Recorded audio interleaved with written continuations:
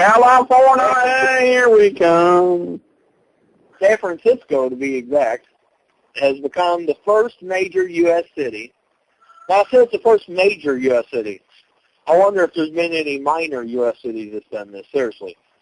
But it says major U.S. city. I wonder if any little towns have done it. But first U.S. city to pass a law that cracks down on the popular practice of giving away free toys with unhealthy restaurant meals for children. San Francisco's Board of Supervisors passed a law on a veto-proof 8-3 vote. The law, like an ordinance, passed earlier this year in nearby Santa Clara County, would require that restaurant kids' meals meet certain nutritional standards before they could be sold with toys. You want to hear a story? Yes. I don't understand. That is flat out. Now, I'm not, why? Why do they care? And I'm going to go further on that in a second.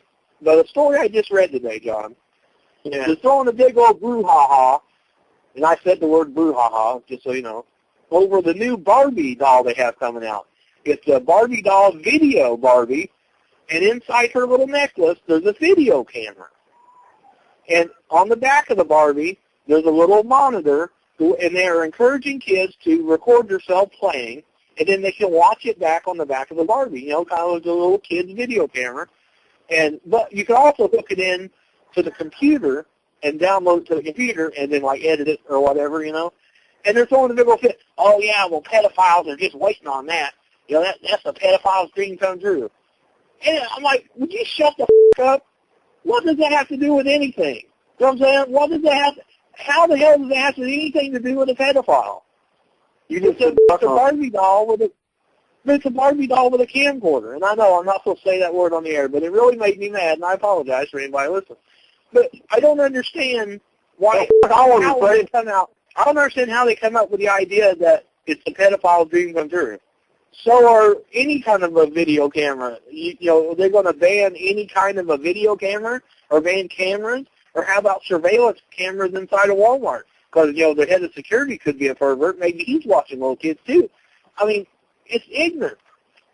Until they have a case, it's just, that pisses me off. People go too far with the little things, but yet they worry about the camera inside a little Barbie doll's necklace, but the guy who gets in trouble for doing something like that, they'll give him a slap on the hand and send him home. So what's the difference? Why worry about it now? Yeah, but why worry about it now? Wait till something happens like they always want to do. Well, we'll let him do something, then we'll see what happens. Yeah. That guy can walk back. He's been in trouble. He molested over a dozen teenage boys. Over a dozen teenage boys, and he got 15 years in prison. That's a little under a year, you know what I mean? Or a little over a year for each person.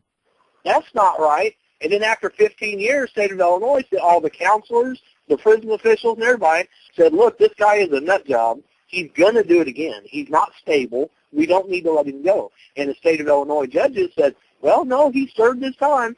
And then you go to talking to people, and they say, well, when he gets out, if he does something again, he's going right back to prison.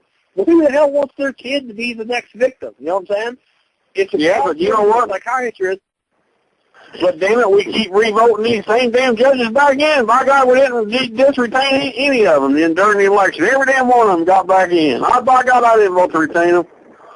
I think we ought to have new blood in this judge ships too. I get this damn shit when they get to go in there and stay in there for 30 and 40 damn years is a bunch of crap shit too.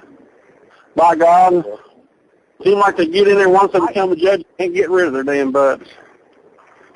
I know people say, in the field, I might not never go. I know people say, well, he served his time. And I understand that.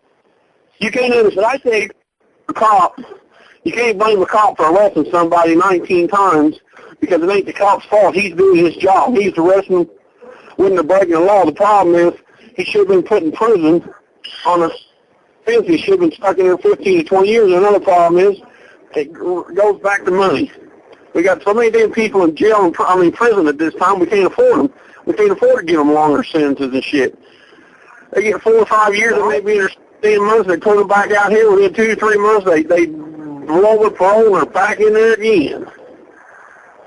I think anybody who's in prison for a murder crime or a sexual crime, I think even though their time is up, I think they should be evaluated. And I think, like the guy, first of all, I don't understand how 12 years. He's talking. I gotta take a break. And he got. Yeah, I don't understand how for 12 he got in trouble 12 years or 12 people over 12, and he got 15 years. That don't make any sense to me. But after 15 years, the prison psychiatrist, everybody in the state of Illinois that has anything to do with his release, the probation or the parole department, everybody said this guy is a whack job. He has not learned his lesson. He's messed up in the head. He's gonna do this again. And the judge said, well, he served his time. We got to let him go. I don't think so. I think on sexual crimes and on murder crimes and stuff like that, anything that's really that violent, I think they should have to go through a process. And if they say they're not ready to get out, then they should have to stay, whether their time is up or not. I think every murder crime and every sexual assault crime, the sentence should be whatever to life. You know, if after 20 years or ever how long it is, if the state still doesn't feel like they're ready to go, then they have to stay. Who the hell wants? Okay, well if they do it, if they get out, if they do it again, then they're going back to prison. Well, who the hell wants their child or their wife or their sister? Who the hell wants them to be the next victim? I don't want to take a chance on something like that. I think if they've done a brutal crime like that, they should go to prison for life. Let the guys who are out here dealing drugs. You know, I understand that's bad too. But if they're out here doing drugs or selling drugs, let them serve their time and be rehabilitated and get back out. Okay, fine. But if you got a nut job in there who's murdered people, no, that's a whole different story. And I don't know how the hell I got to that off of the McDonald's Happy Meal, but hey, that's what I do. What do you think, Jeff? What are you going to do here in Mount Vernon if all of a sudden you can't buy Happy Meals anymore? I'm going to have a 3-year-old that's mad as hell.